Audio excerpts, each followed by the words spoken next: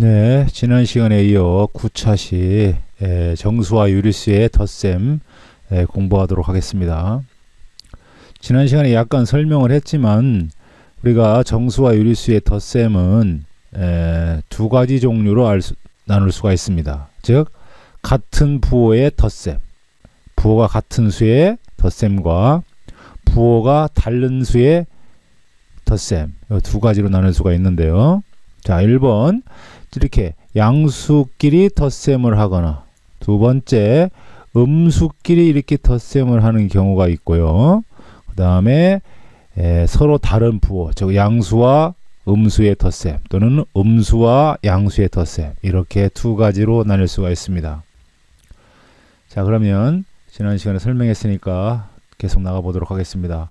예를 들어서 플러스 2 더하기 플러스 3. 자, 이 플러스 2하고 플러스 3은 같은 부호죠. 그러면 같은 부호의 덧셈은, 우리가 덧셈은 어디서 한다고 그랬습니까? 수직선에서 해결한다고 그랬어요.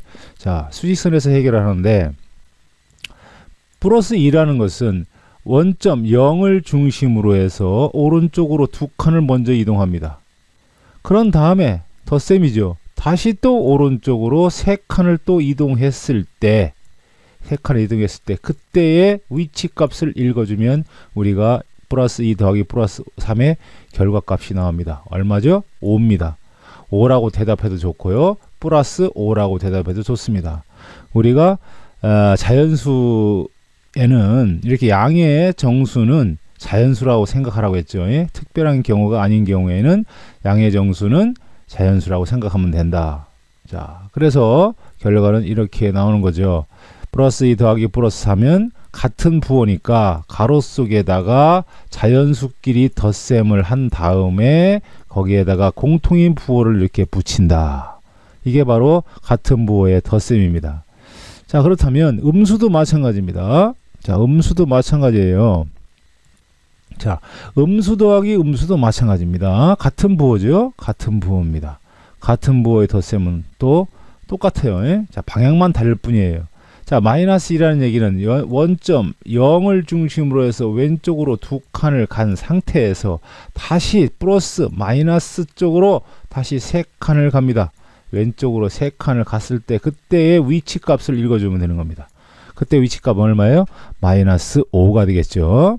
자, 그렇다면 이런 결론이 되는 겁니다. 마이너스 2 더하기 마이너스 3은 같은 부호의 덧셈일 경우에는 가로 속에다가 그 수의 절대값, 즉 자연수끼리 덧셈을 한 다음에 그 수의 공통인 부호를 여기다 이렇게 붙여주면 되겠습니다.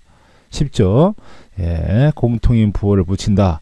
같은 부호의 덧셈은 자연수끼리 덧셈한 다음에 그거의 공통인 부호를 이렇게 붙여주면 되겠습니다.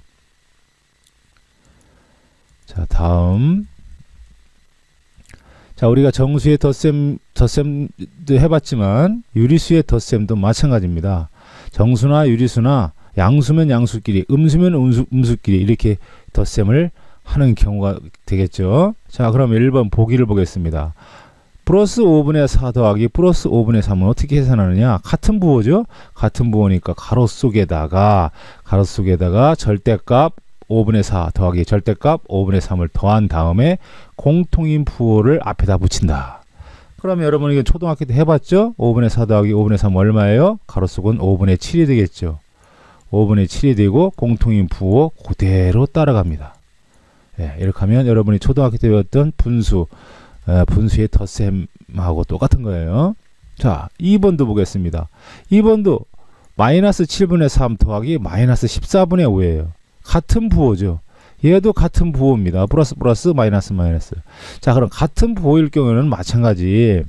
근데 계산하기 전에 일단은 분모가 통분이 안 돼 있으니까 통분을 해줍니다. 2배가 늘어나면 얘도 2배가 늘어났죠. 그래서 마이너스 14분의 6. 얘는 마이너스 14분의 5. 통분을 시켰어요. 자, 그럼 여기서부터 생각하면 되겠죠. 자, 여기부터 생각하면 같은 부호입니다. 자, 같은 부호니까 가로 속에다가 그거의 절대값 14분의 6 더하기 14분의 5를 더한 다음에 그 수의 공통인 부호를 앞에다 붙인다. 그래서 계산한 결과가 얼마다? 마이너스 14분의 11이 되는 겁니다. 예, 같은 부호의 덧셈은 이렇게 계산한다는 거죠. 자, 그러면 같은 방법으로 부호가 다른 두 수의 덧셈은 그럼 어떻게 할까요? 지금부터가 이제 잘 들어주세요. 이건 지난 시간에 안 한 겁니다. 이번 시간에 하는 거예요. 자, 양수와 음수의 덧셈 또는 음수와 양수의 덧셈. 부호가 다르죠. 즉 마이너스 2 더하기 다시 정정합니다. 플러스 2 더하기 마이너스 3. 그럼 어떻게 계산하느냐? 뭐 어려워할 거 하나도 없습니다. 원점을 중심으로 해서 먼저 플러스 2 쪽으로 두 칸을 갑니다. 그러면 두 칸을 가서 끝나는 것이 아니라 이건 마이너스 3을 더해주라는 소리는 뭐냐?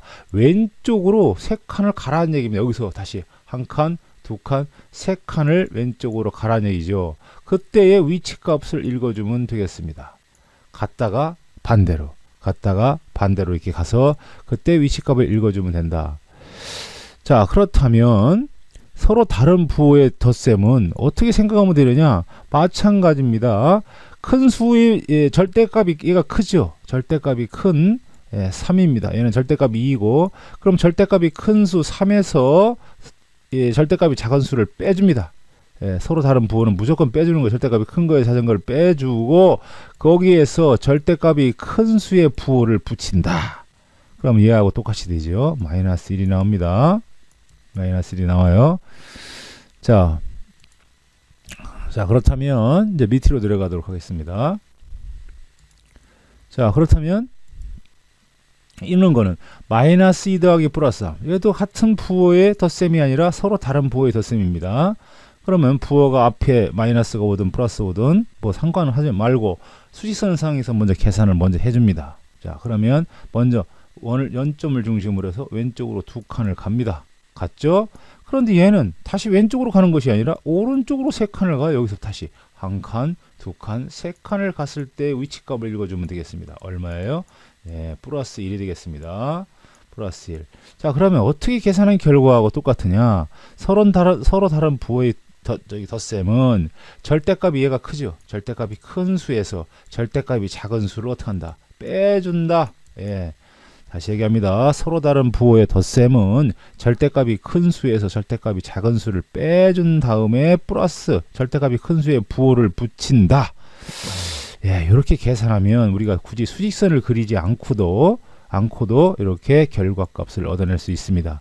자, 이렇게 수직선을 그려봐야 여러분들이 확실하게 아래와 같은 결과, 이런 결과를 알 수가 있지. 수직선도 그려보지 않고 이런 것을 그냥 외워서 계산하면 오래 못 가겠죠. 기억력이. 이해를 하고 이렇게 빨리 풀 수 있는 요령을 터득하면 일과 양득이 되겠습니다. 자, 그러면 이제 다음으로 내려가서 자, 이렇게 해서 이제 결론을 이렇게 내리면 되겠습니다. 네, 대단히 중요한 내용이에요. 자, 여러분들이 수직선에서 계산해 보지 않고 이런 결론만 달달달달 외워가지고 우리가 수학을 풀기 때문에 수학이 어렵고 짜증이 나는 겁니다. 위에 선생님이 설명한 것을 잘 듣고 이해를 해야 아하, 양수 더하기 음수, 서로 다른 부호는 절대값이 큰 수에서 절대값이 작은 수를 빼주는구나. 그런 다음에 절대값이 큰 수의 부호를 붙인다고 선생님이 얘기했어요. 그렇게 해설해 주면 되겠습니다. 어렵지 않죠? 자, 음수, 양수 마찬가지입니다. 자, 그 다음에 이제 참고로 한번 보도록 하겠습니다. 참고 사항을 보면, 이제 보기 1번을 보면, 플러스 5분의 4, 마이너스 5분의 3. 이거는 하나는 플러스고 하나는 마이너스입니다. 자, 서로 다른 부호예요. 서로 다른 부호의 덧셈은 무조건 절대값이 차라겠죠? 5분의 4가 절대값이 큽니다. 5분의 4 절대값이 큰 5분의 4에서 절대값이 작은 5분의 3을 어떻게 한다? 무조건 빼줍니다.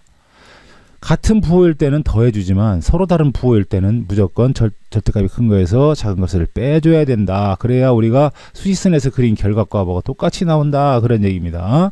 그래서 플러스 5분의 1이 나오고요. 2번 보겠습니다. 얘도 마찬가지죠. 하나는 음수, 하나는 양수입니다. 서로 다른 부호의 덧셈이라고 했어요. 어떻게 한다고 그랬죠? 가로 안에서 절대값이 큰 수. 자, 이걸 다시 통분하면 하나는 마이너스 14분의 6, 얘는 14분의 5죠. 얘가 절대값이 큽니다. 마이너스 14분의 6이 절대값은 14분의 6이죠. 큽니다. 그럼 큰 절대값에서 작은 절대값을 빼준 다음에 큰 수의 절대값의 부호를 붙인다. 네, 이렇게 계산하면요, 우리가 일일이 수직선을 이렇게 그리지 않고도 이렇게 빠르게 계산해낼 수가 있게 되는 겁니다. 자, 그 다음에 이제 이렇게 해서 여러분들이 이제 선생님이 설명을 잘 들었다면 1번 뭐 누워서 쉬운 죽 먹기죠. 2번도 마찬가지입니다. 여기 단지 이제 분수가 나왔으니까 통분해서 풀면 되겠고요. 자, 이렇게 해서 와과락을 수학 활동도 여러분들이 조별 활동도 해보면서 계산을 하고요. 문제가 많습니다. 문제가 많아요. 자, 이런 문제들을 여러분들이 수업 시간에 풀어줘야 되겠습니다. 네. 그럼 여러분들 오늘 선생님 강의를 듣느라고 고생이 많았습니다.